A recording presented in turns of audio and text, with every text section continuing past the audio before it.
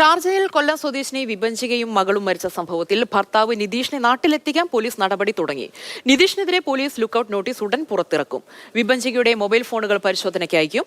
Mathrubhumi news exclusive. ഇനി ഒരു പെങ്കൊച്ചുങ്ങൾക്കും ഇങ്ങനെ വരാൻ പാടില്ല, ഒരമ്മയ്ക്കും ഇങ്ങനെ നഷ്ടപ്പെടാൻ പാടില്ല. എൻ്റെ കുഞ്ഞിനെ ഞാൻ കണ്ട് കൊതി തീർന്നില്ല. എൻ്റെ മോളിനി വരത്തില്ലെന്ന് ഞാൻ പൊരുത്തപ്പെടാൻ എനിക്കൊക്കുന്നില്ല. വിഭജികയുടെയും കുഞ്ഞിന്റെയും മരണത്തിന് ഉത്തരവാദി ഭർത്താവ് നിതീഷും ബന്ധുക്കളുമാണെന്ന നിലപാടിൽ കുടുംബം ഉറച്ചു നിൽക്കുന്നു.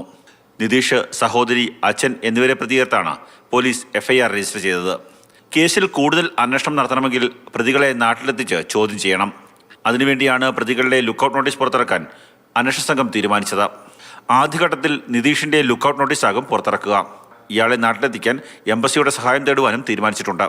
കുറ്റകൃത്യം നടന്നത് വിദേശത്താണ്. അതുകൊണ്ട് തന്നെ പ്രതിയെ നാട്ടിലെത്തിക്കാൻ പോലീസിന് മുന്നിൽ നിയമതടസ്സങ്ങളുണ്ട്. അത് മറികടക്കാനാണ് എംബസിയുടെ സഹായം തേടാൻ പോലീസ് തീരുമാനിച്ചത്. വിഭജികയുടെ 2 മൊബൈൽ ഫോണുകൾ സഹോദരൻ അന്വേഷണ സംഘത്തിന് കൈമാറി. ഫോണുകൾ ലോക്ക് ചെയ്ത നിലയിലാണ്. ഇവ ഫോറൻസിക് പരിശോധനയ്ക്ക് അയക്കും. ഷാർജ പോലീസ് നമ്മൾക്ക് കൈമാറിയ വിഭജികയുടെ ഫോൺ നമ്മൾ അവിടെ സമർപ്പിച്ചിട്ടുണ്ട്. വിഭജികയുടെ ബ്രദറാണത് ശാസ്താംകോട്ട ഡിവൈഎസ്പി വിഭാഗം സമർപ്പിച്ചിട്ടുള്ളത്. അത് മാസ്റ്ററിൽ വിവരിച്ച് ബന്ധോസിലെടുക്കുകയും അത് FSL എക്സാമിനേഷന് വേണ്ടി അയച്ചിട്ടുള്ളതുമാണ്. വിഭജിക തൂങ്ങി മരിച്ചതാണെന്നാണ് ഷാർജയിൽ നടത്തിയ പോസ്റ്റ്മോർട്ടത്തിലെ കണ്ടെത്തൽ. മൃതദേഹം നാട്ടിലെത്തിച്ച് വീണ്ടും നടത്തിയ പോസ്റ്റ്മോർട്ടത്തിന്റെ ഫലം ഇതുവരെ ലഭിച്ചിട്ടില്ല. കണ്ണൻ നായർ, മാതൃഭൂമി ന്യൂസ്, കൊല്ലം.